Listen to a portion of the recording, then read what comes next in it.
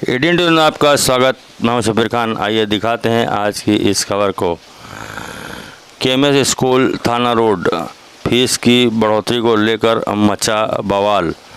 Parents हुए नाराज़, कहा हम इतनी फ़ीस अफोर्ड नहीं कर सकते। नाराज़ पेरेंट्स ने मैनेजमेंट को ठहराया जिम्मेदार। मेरा और बेटा क्या और मेरी कहा, बेटी इस स्कूल में पढ़ते सुनते हैं। मेरा भी बचपन इसी स्कूल में गुजरा है। इसी मकसद से हमने यहाँ पढ़ा। हमने ही चंदा दे के अदारे खड़ा किए। यहाँ जितने पेरेंट्स हैं सबने चंदे, जीएम मोमिन कॉलेज जो खड़ा हुआ है, मुझे याद है कि हर साल हम 25-50 रुपए भरते थे चंदा। आज ये जो अदारा है, जो भिवंडी का सबसे बड़ा अदारा है, अदारा अपनी जवाबदारी से भाग रहा है। हाईकोर्ट के जजमेंट के नाम पर फीस में जो बढ़ोतरी हो रही है, यहाँ पे जितने भी पेरेंट्स हैं सबने उसका विरोध किया और कोई भी फीस नहीं भरेगा। आपके चैनल के माध्यम से केएमएस सोसाइटी में जितने भी बच्चे पढ़ते, पेरेंट्स अपने बच्चों को पढ़ा रहे हैं, सबसे मेरा अनुरोध है, जब तक ये समस्या हल नहीं होती कोई फीस नहीं भर रहा है। अगर फीस नहीं भरते क्योंकि बच्चों को टारगेट किया जाता है, बच्चों को टॉर्चर किया जाता है, तो उसके खिलाफ आप ये लड़ाई अदारे के मैनेजमेंट की और टीचर्स की है, पेरेंट्स की बिल्कुल नहीं है। मेरा ये मानना है कि जब बॉम्बे हाईकोर्ट ने जजमेंट दिया है कि 7 पे कमीशन इस प्राइवेट अदारे को लागू होता है, तो पूरे महाराष्ट्र के किसी प्राइवेट अदारे को अभी तक लागू क्यों नहीं हुआ? हाईकोर्ट का जजमेंट होता है, सभी के लिए सामान्य होता है। अभी तक किसी स्कूल से आवाज नहीं आई, कोई टीचर ने आवाज नहीं उठाया कि समझ गया स्कूल के और कोई अदारा स्कूल जो है प्राइवेट है, वहां पर कोई भी आवाज उठ रही नहीं है कि भाई फीस में बढ़ोतरी हो। सिर्फ केएमएस जो अदारा है, ये फीस पे हाईकोर्ट के नाम पर जो फीस में बढ़ोतरी कर रहा है, हम ये देख रहे हैं कि मैनेजमेंट अपनी जिम्मेदारी से भाग रहा है। मैनेजमेंट ने हाईकोर्ट में अगर प्रॉपर जिम्मेदारी के साथ इन पेरेंट्स की लड़ाई लड़ी होती तो आज ये हालत नहीं होती। मेरा ये मानना कि इतना बड़ा अदारा कमजोर दिख रहा है, तो कहीं ना कहीं कोई बात छुपाई जा रही है। जो इनकी गलती है उसको हाइड रखा जा रहा है। ये बाइक है, बाइक है, ये बाइक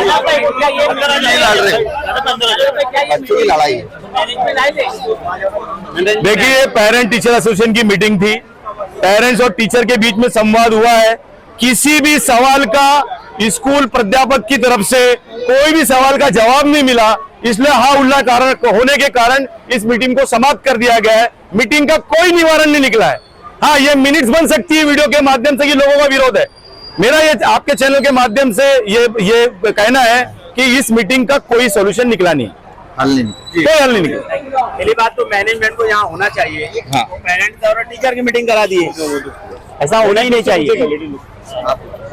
आज की जो मीटिंग है ना, ये मीनिंगलेस है। मतलब कैसा है ना, लोगों को बता दिए कि यहाँ पेरेंट्स और टीचर मैनेज की मीटिंग हो रही है, लेकिन मैनेजमेंट इसमें था ही नहीं, मौजूद नहीं था। तो किससे बात करेंगे? टीचर फैसला नहीं ले सकते, मैनेजमेंट फैसला लेगी। और हाई कोर्ट का ऑर्डर आया तो क्या है ना, मैनेजमेंट सो रही थी। नोटिस आती है ना भाई कि आपके खिलाफ है ना ये रिट पिटीशन दाखिल हुआ है और आपकी टीचरों की लड़ाई है ना, मतलब इसके खिलाफ ऐसा ऐसा चल रहा है, तो आप क्या कर रहे थे? सो रहे थे उस वक्त। ऑर्डर आने और ऑर्डर आए, आप हाई कोर्ट में जाइए ना। आप ये भाई, आगे जो पूरा जो भिवंडी शहर में मैसेज वायरल हुआ था कि केएमएस में 40 से 50 हजार फीस होगी, जो 15 से 20 हजार वो 30,000 होगी, उसको जैसे पेरेंट्स लोगों को यहाँ बुलाया गया था, तो क्या पूरा मामला है? क्या हुआ यहाँ पे? क्या मैनेजमेंट मीटिंग में आया था? देखिए, मैं सबसे पहले एक बात क्लियर कर दूं, मैं किसी की फेवर नहीं कर रहा हूँ। ये फीस मैनेजमेंट नहीं बता रही है, ठीक है। हाई कोर्ट का लिखित ऑर्डर है जो मेरे भाई के हाथ में है, जिसमें हमारे ही माँ बहन, हमारे भाई 26 टीचर्स गए थे और जिन्होंने मांगनी की है कि 7 पे कमीशन के हिसाब से हमको फर्क दिया जाए। 7 से भी नहीं, 5वीं, 6ठी, 7वीं के हिसाब से फर्क दिया जाए। अब हाई कोर्ट में क्या हुआ, इनके वकील ने क्या बोला, वो हमें नहीं मालूम है। सिर्फ ऑर्डर की कॉपी आई है, प्रोसीडिंग क्या हुई नहीं पता। एक बात अच्छी है कि अंदर प्रिंसिपल ने ये एश्योरेंस किया है कि हम हाई कोर्ट में रिव्यू पिटीशन डालेंगे और इन केस हम हाई कोर्ट में हारते हैं तो हम सुप्रीम कोर्ट जाएंगे। तो हमारा पहला काम है तमाम लोगों का कि इनके ऊपर प्रेशर करके रिव्यू, इनकी जो पिटीशन है ये कितनी जल्दी जाती है हाई कोर्ट में, वहां पे अच्छे से प्रेजेंट हो, ठीक है। और ये लड़ाई कहीं ना कहीं हाई कोर्ट ने पेरेंट्स को ऑर्डर नहीं दिया फीस भरने का।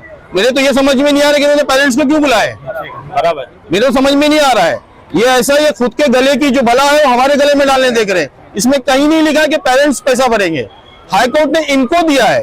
तो मेरा एक छोटा सा सवाल है, ठीक है, पिछले 50 साल में जो इतने प्रॉपर्टीज बनाए हो ना, वो इसी आधारे से बनाए हो, ठीक है, अपने घर से नहीं बनाए हो, यही आधारे से बना। कहाँ कितनी एकड़ जगह है, कौन से गोदाम वाले को कौन सा प्रोजेक्ट दिए हो, कहाँ क्या किए हो, ठीक है। तो जब इस आधारे की जगह है ना, तो वो लायबिलिटीज अपने आधारे की जगह को बेच के अपना नहीं, आधार हमारा है। ये कस्टडियन है, ये ओनर्स बन चुके हैं। इनको फर्क बताना पड़ेगा कि आप ओनर्स नहीं हो, आप कस्टडियन हो केएमईएस के। जितने भी मेंबर्स है, इसमें तो कुछ बहुत अच्छे मेंबर्स है जो बहुत बड़ा दिल करके यहाँ डोनेशन देते हैं। बचेले लोग तो सिर्फ मावा खाने आते हैं, यहाँ पे कुछ नहीं दिए। तभी दिए होंगे बाप दादा ने 10,000 रुपए, तो मेंबर बन के आज तक बैठे हैं। ये तो कुछ नहीं दिए। ये जगह जिस पे खड़े हो, शुक्र मानो जायरूमी वालों का उनकी जगह है। और अफसोस होता है उनके घर का एक भी मेंबर नहीं है बॉडी में। शर्म, ठीक है, शर्म आनी चाहिए उनको। इतनी बड़ी जगह जिन्होंने दी है, उनका एक वोटर भी नहीं है। चलिए, बात दूसरी है। मुद्दे की बात यह है कि ये फीस का बोझ हम बर्दाश्त नहीं करेंगे, नहीं करने वाले हैं। अभी एक कमेटी बना रहे हम लोग, जिसमें किसी भी तरीके का कोई बोलते हैं ना कि किसी को पॉलिटिकल माइलेज नहीं लेना है, ना मुझे लेना है, ना शादाब को लेना है, ना इमरान को लेना है, किसी को नहीं लेना है। तो आपके जो बच्चे पढ़ते हैं, बच्चे मेरे 2 बच्चे पढ़ते हैं, मेरे 2 बच्चे यहाँ पढ़ते हैं। ठीक है, मैं भी कहता हूँ कि मैं 30,000 फीस नहीं भर सकता हूँ। 2 बच्चों की 60,000 नहीं भर सकता मैं नहीं भर सकता। तो जब मैं भी नहीं भर सकता हूँ, तो मेरा कोई भाई जो लूम चलाता है, रिक्शा चलाता है, वो कहाँ से पड़ेगा। तो आज की जो मीटिंग थी, इन्होंने अपना एक खुद के ऊपर से एक इल्जाम हटाने के लिए कि हमने आपको बुला के इंटीमेट किए, आज इन्होंने शुरुआत की है। इसको आगे किस तरीके से जाना है और लास्ट में क्या करना है। ठीक है, हम तो फीस देने नहीं वाले, और लास्ट में यही होएगा कि हम हमारे बच्चों को बोले कि स्कूल में बैठना ही नहीं है। देखते फिर बिना बच्चे के स्कूल कैसे चलाते। देखिए केएमईएस ने सारे स्कूल ग्रुप के अंदर जितने बच्चे हैं उनके पेरेंट्स को एक मैसेज डाला कि जो प्राइमरी सेक्शन के जितने भी बच्चे होंगे 1st स्टैंडर्ड से 4th स्टैंडर्ड तक, उनकी 14,000 से फीस बढ़ाकर 16,000 कर दी जाएगी। और जो 5th स्टैंडर्ड से लेकर 10th स्टैंडर्ड तक जो बच्चे हैं, उनके लिए हाईकोर्ट ने एक डिसीजन दिया है 7th पे कमीशन के हिसाब से आपको टीचर्स को पगार देनी है। जिसके वजह से उनका ये बोलना है कि जो फीस 14 या 15,000 अभी चल रही है बच्चों की, वो 30,000 हो सकती है। 30,000 छोड़ो, अगर बच्चों की स्ट्रेंथ घटी तो 40 भी हो सकती है, 50 भी हो सकती है। ये उनका बोलना है, ये प्रपोज आज उन्होंने किया।